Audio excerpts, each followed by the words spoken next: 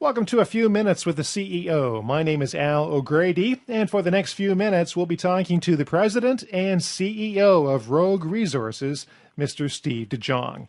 Rogue Resources is a junior resource company with interests in the mineral-rich Timmins area.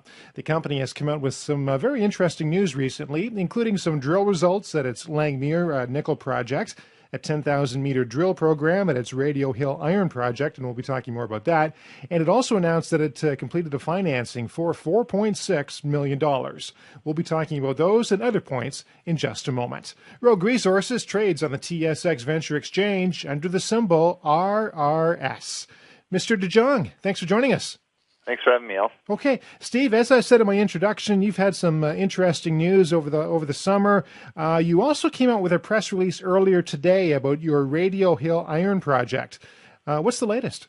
What we announced today was the first of 6 holes and just lithological results so far. And the Radio Hill deposit, there's a historic reason there from a lot of work that was done in the late 50s and early 1960s, about 140 drill holes and full metallurgical test work and whatnot. What we're doing now is the initial 16 holes. Of course, actually, I'm just going to pull it up, and you can see this diagram here. The red being the 16 holes we're doing now. Results so far, 6 holes have gone in, 1,200 meters of the 3,100-meter initial program. And based on those results, we'll be doing our second phase. It's estimated around 7,000 meters, but until we have results from phase 1, we won't have that program specifically outlined. Okay, so really, what are you hoping to accomplish? What are your ultimate goals with all of this? The idea is we're proving up the historical resource, and obviously the better accuracy we get with these initial holes is going to lay the groundwork for the upcoming part of the program. Having 140 drill holes into it, ideally we're not going to go back and test every single one of these holes.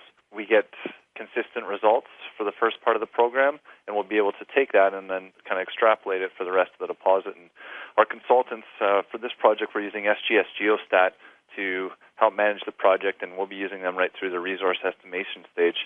We'll be using the results from this and then kind of designing, depending on how accurately these results line up with the historic, we'll be designing the second phase and kind of defining how much of the historic drilling we actually need to twin. Okay, Timmins is certainly well established, certainly known for its gold and copper production over the years. But of course, it has its infrastructure, and it's already there. That existing infrastructure, how does that come into play as far as your project is concerned?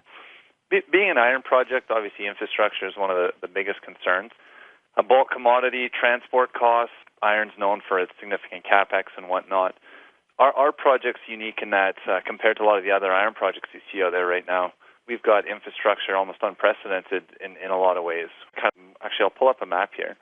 You can see here on the southern portion of the deposit, you can see the Radio Hill deposit on the western side.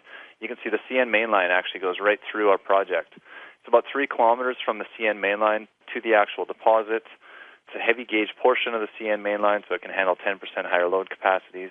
On the north side, you can see the highway. And actually, just off the west side of the map, there's a river going right through. 80 kilometers southwest from Timmins, you have access to significant infrastructure and mining expertise and whatnot.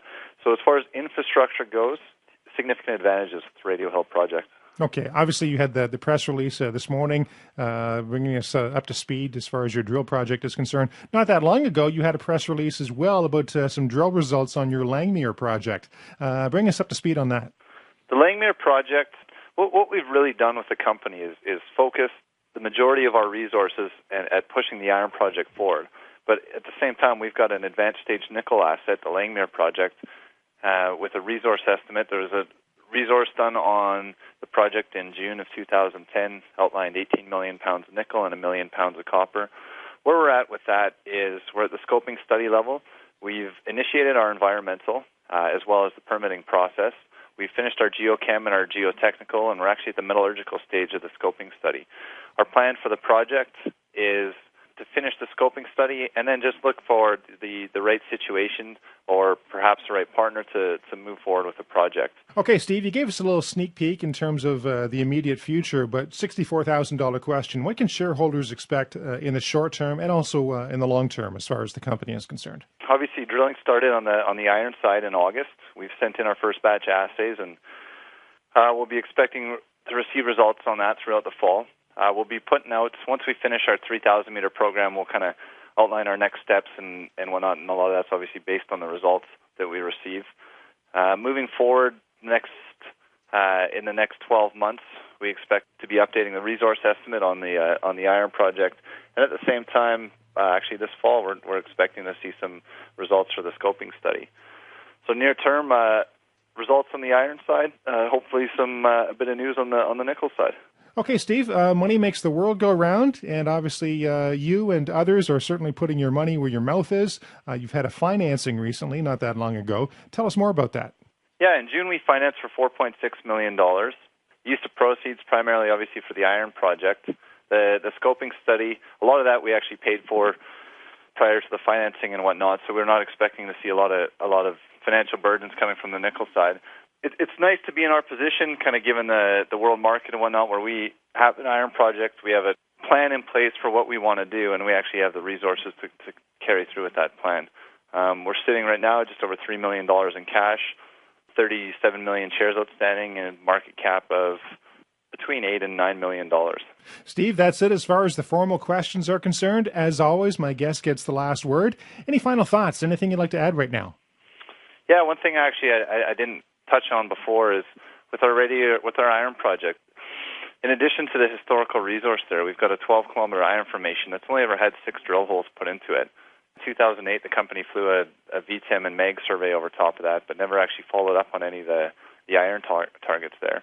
So as we move forward, and we've got our first drill working on Radio Hill, and we're kind of considering the option of adding a second drill in the near future here. We've got this 12-kilometer iron formation on the eastern side of the project, about 8 kilometers away from the historical deposits.